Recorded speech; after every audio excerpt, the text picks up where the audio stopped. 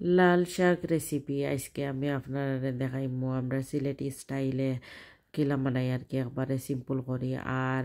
চাইলে আলুও দিতে পারেন বা আমি হইওলা লাল শাক বানাইলাইমু বানাইয়া দইয়া আর ফ্রিজও কতখান তৈ দেইমু তৈয়া আর যেখান রইব চাইন আমি হিরিবার আর কি বিরান করি লাইমু রোজা মাসও খাইতে ভালো লাগে তাই খিচুড়ির লগে চানার লগে আমি 3 আটা আনি লাইছি আর কি তুই ফোন করে আসিল আটা আনি আরও ফ্রিজও তোরা তৈ দিছি প্রায় সময় ওলা আনি আমি ফ্রিজও বানাইয়া তৈ দেই শাক হোক বা লাল শাক হোক বাদে ফ্রোজেন ইটা থেকে আমি বুঝি ফ্রেশ হতা পালা আর কি আনি আর থই দিলা নিজর দইয়া উইয়া বাদে যেবলা খাইতে চাইলে ওগুলা ওগুলো বিরান করে খাইলা এখনও জিবলগর ভিতরে আমি তৈ দিছি ওই দেখা 2 আটা তৈছি আর 1 আটা কই আপনারা দেখাইলাইমু বিরান কিলা করি প্রথমেও 3-4 চামচ তেল দিছি দিয়া একটা বড় সাইজের রসুন দিছি রসুন দেওয়ার বাদে গিয়ে একটা মিডিয়াম সাইজের পেঁয়াজ কাটিয়া দিলাইছি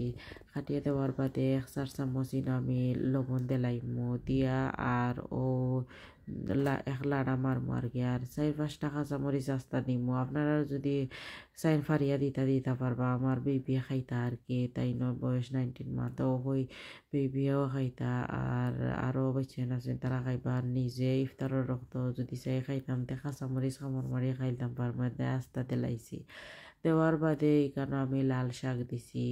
দিয়া আরও এক লাড়া মারছি লাড়া মারার বাদে আমি গুড়িয়া তৈমু আর কি ওই লাল শাক থাকি পানি বাড়াইবার হিজিও যাব এতে 5 মিনিট আমি মিডিয়াম গ্যাসও লিড লাগাইয়া আর গুড়িয়া তৈমু 5 মিনিট বাদে আর কি হিরিবার উল্টাইয়া দেখমু লাল শাক কিতে হয়েছে অনও হোকা 5 মিনিট বাদে হিজি গেছে আর এখানেও পানি উনিও নাই ওলা আরও 4-5 মিনিট আমি জাল দিমু দেওয়ার বাদে ধনিয়া পাতা দিয়া আল্লাহ মাই দিমু আশা করি ভালো লাগবো প্লিজ আরও রেসিপি চেক আউট করবা